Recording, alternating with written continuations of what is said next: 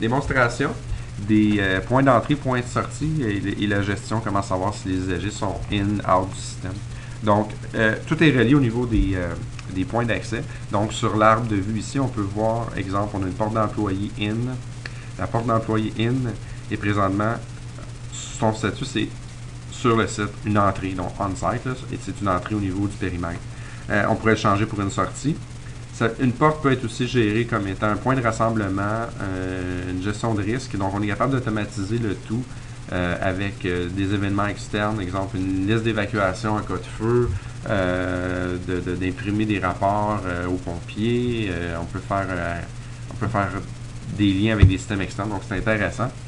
Donc, cette porte-là, c'est une porte qui est considérée sur le site. On a la porte de sortie, qui est sortie du site.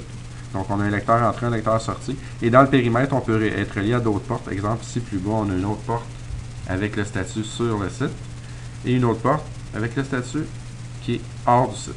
Donc, on peut gérer notre périmètre avec plusieurs portes.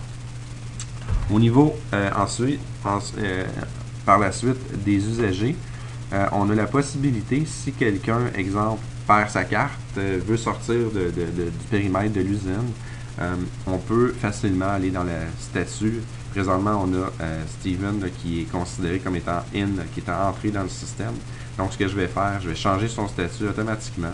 Donc, l'opérateur a mis la personne hors du site. Donc, on est capable, même si quelqu'un n'a pas sa carte, de le faire manuellement, de changer son statut.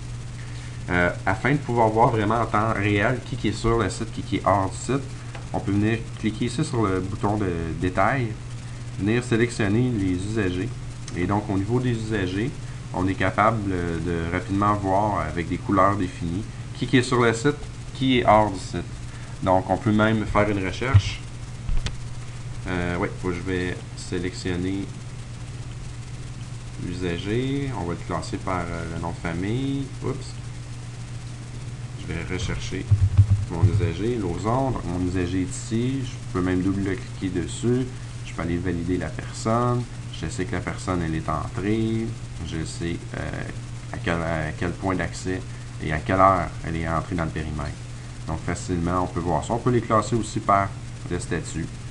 Tous ceux qui sont hors site, tous ceux qui sont sur le site. Donc, c'est une fenêtre qui est très utile.